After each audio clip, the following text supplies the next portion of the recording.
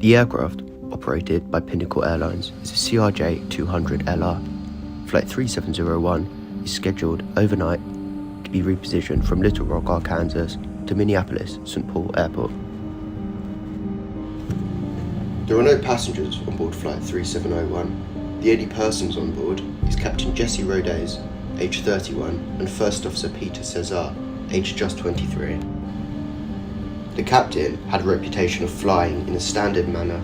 He demonstrated good crew resource management skills and was, quote, easy to get along with. The first officer was described as confident, good with checklists, and would often ask if he didn't understand something.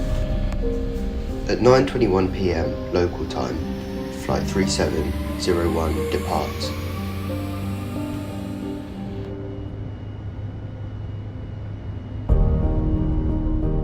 Just seconds after takeoff, however, the first of three separate pitch-up maneuvers during the ascent occur.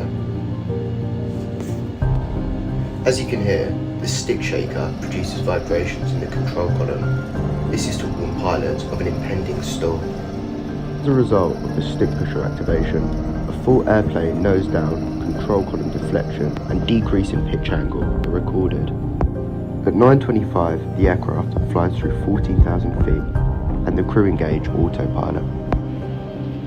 The second pitch-up maneuver is detected when the pilots move the control column to 3.8 degrees aircraft nose up, causing the pitch angle to increase to 17 degrees.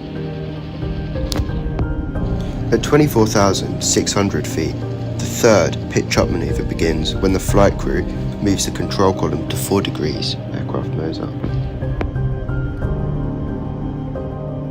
5 minutes later, the captain requests clearance to climb to 41,000 feet, the maximum operating altitude of the Bombardier CRJ series. Clearance is granted at 9:36 p.m. At 9:53 p.m, whilst flying at 41,000 feet with the autopilot engaged, the captain states, "Look how high we are."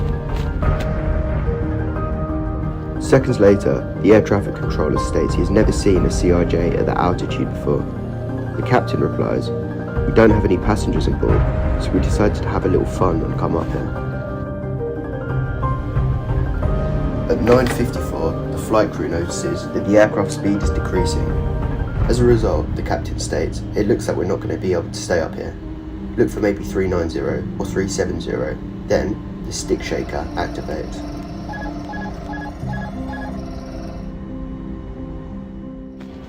Then, both engines flame out and lose power.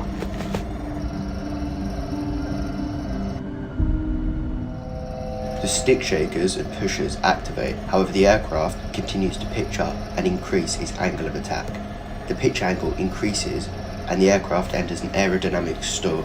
Then, the aircraft begins to roll left and the pilots declare emergency and descend. At 34,000 feet, the pilots briefly and temporarily regain control of their aircraft. The pilots attempt to perform a double-engine flame-out procedure. However, at their current altitude, the pilots must increase speed by pushing down. They must reach 300 knots before attempting to relight the engines. The first officer pitches down and accelerates to 200 knots. However, the airplane pitches up to 0 degrees, while the airspeed remains at 200 knots. During the next terrifying few minutes, 4 APU-assisted engine restarts are attempted. However, the N2 speed for both engines remains at 0. At 10:09, the crew requests that ATC directs them to the nearest airport for an emergency landing. 5 minutes after this, the crew realise they are not going to make it to the nearest airport and begin looking for a road or highway to land on.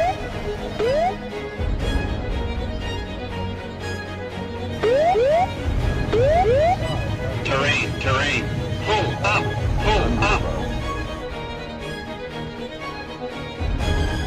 At approximately 10:15, the plane crashed into the ground outside Jefferson City. The airline's procedure required that a climb to 41,000 feet be conducted at an airspeed of 250 knots or more. The pilots on board Flight 3701 conducted a climb from an airspeed of 203 knots that decreased to 163 knots as the aircraft levelled off. The anti-stall devices activated at flight level 140, but the pilots repeatedly overrode the automatic nose-down movements. After 4 overrides, both engines flamed out and the plane stalled. Neither of the pilots survived.